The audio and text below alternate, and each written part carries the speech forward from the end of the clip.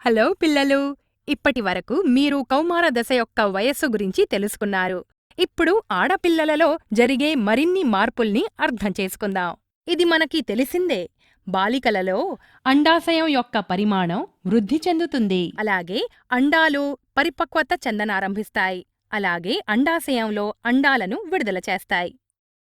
అమ్మాయిలలో పునరుత్పత్తి దశ కౌమార దశ అంటే 10 నుండి 12 సంవత్సరాలలో మొదలై సాధారణంగా 45 నుండి 50 సంవత్సరాల వరకు ఉంటుంది. కౌమార దశలో ప్రవేశించగానే అండం పరిపక్వం చెంది విడుదల అవడం ప్రారంభమవుతుంది. ఒక అండం పరిణతి చెంది 28 నుండి 30 రోజులలో అండం విడుదలవుతుంది. ఈ పీరియడ్లో గర్భాశయ కుడ్యాలు ఫలదీకరణం చెంది అండాన్ని స్వీకరించడానికి సిద్ధంగా ఉంటాయి.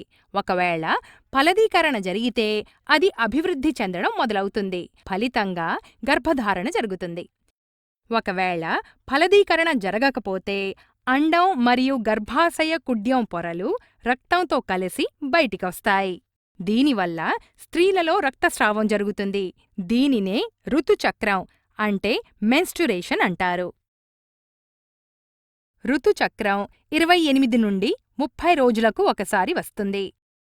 మొదటి ఋతుచక్రం కౌమార దశలో మొదలవుతుంది.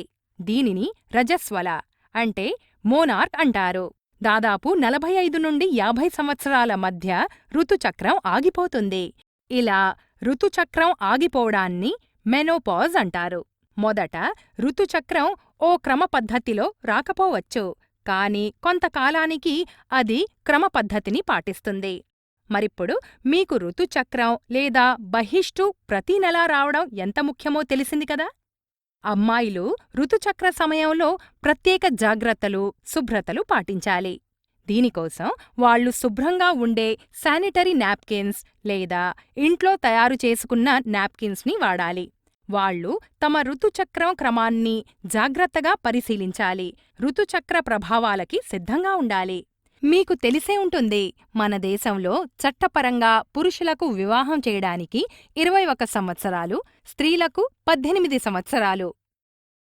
ఇప్పటికీ మీరు తెలుసుకునే ఉంటారు, కౌమార దశలోనూ యుక్త వయసులో ఉన్న తల్లులు శారీరకంగానూ మానసికంగానూ ఎందుకు తల్లి అయ్యే పరిపక్వత పొంది ఉండరో అని.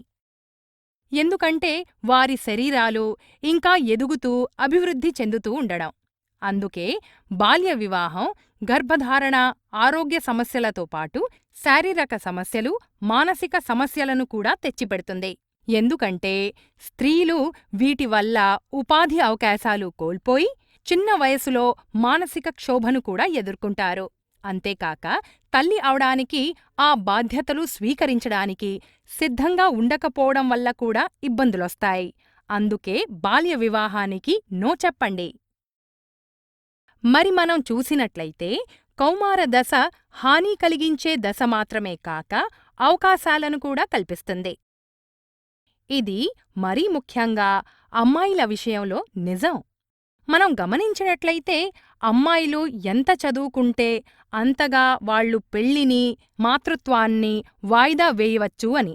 తద్వారా ఆమెకి కలిగే సంతానం ఆరోగ్యవంతంగానూ, విద్యావంతులుగా తయారవుతారు. మరి కౌమార దశలో ఉన్న విద్యార్థులారా, మీలో వచ్చే మార్పులకు సంబంధించి అభద్రత కానీ, సిగ్గుపడాల్సిన అవసరం కానీ లేదు అని తెలుసుకున్నారుగా. ఈ మార్పులు ఎదిగే దశలో కలిగే సహజమైన మార్పులు.